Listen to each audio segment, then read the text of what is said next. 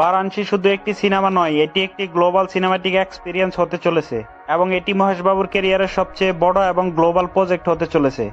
পরিচালক এস রাজামৌলি যদি বাহুবলী বা ত্রিপোলারের মতো এই বিশাল কাহিনী ঠিকমতো সাজাতে পারেন, তাহলে এটি ইন্ডিয়ান সিনেমার ইতিহাসের সর্বোচ্চ আয়ের রেকর্ড গড়তে পারে।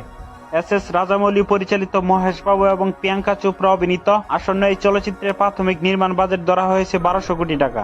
এই বাজেটের অধিকাংশ বিশাল শুটিং সেট, আন্তর্জাতিক লোকেশন এবং অত্যাধুনিক ভিজুয়াল ইফেক্ট নির্মাণ প্রযুক্তিতে ব্যয় করা হবে, যা এই সিনেমাকে আন্তর্জাতিক স্তরে নিয়ে যাবে।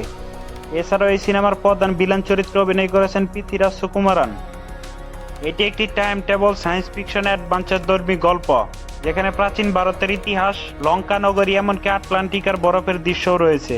এস রাজামৌলি আবারও প্রমাণ করলেন তার কল্পনার কোনো সীমা নেই। এই সিনেমাটি 2027 সালের 7 এপ্রিল আইম্যাক্স এবং ডলবি সিনেমা ফরম্যাট সহ একাধিক ভাষায় 100টিরও বেশি দেশে মুক্তি দেওয়ার পরিকল্পনা করা হয়েছে। জুনিয়র এনটিআর অভিনীত এবং প্রশান্ত নীল পরিচালিত বহুল প্রতীক্ষিত সিনেমা ড্রাগনের প্রথম পোস্টার প্রকাশ করা হয়েছে এবং এই সিনেমাটি আনুষ্ঠানিকভাবে 2027 সালে 11 জুন বিশ্বব্যাপী মুক্তি দেওয়া হবে, যার প্রাথমিক নির্মাণ ব্যয় ধরা হয়েছে 350 থেকে 400 কোটি টাকা। মেইথি মুভি মেকার এবং এনটিআর আর্টস প্রযোজিত এই সিনেমার শুটিং 2026 সালের শুরুতে শুরু হয়েছে।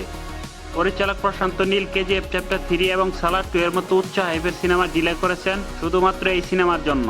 সিনেমাটি একটি বিশাল উত্তেজনাপূর্ণ অ্যাকশন থ্রিলার, যার প্রথম ঝলক 2026 সালে 20 মে জুনিয়র এনটিআর এর জন্মদিনে দেখানোর পরিকল্পনা করা হয়েছে। তীব্র উচ্চ বাজেটের অ্যাকশন চলচ্চিত্রের জন্য পরিচিত এই পরিচালকের কোনো বাণিজ্যিক ফ্লপ নেই। 2014 সালে উরগাম থেকে শুরু করে কেজিএফ ফ্র্যাঞ্চাইজি এবং সালার পর্যন্ত তিনি একের পর এক বিশাল হিট ছবি উপহার দিয়েছেন দর্শকদের। এনটিআর অভিনীত প্রশান্ত নীলের ড্রাগন তার পরিচালিত 8তম সিনেমা। সিনেমা রিলেটেড যে কোনো খবর জানতে আমার এই চ্যানেলটি সাবস্ক্রাইব করে পাশে থাকবেন। ধন্যবাদ সবাইকে।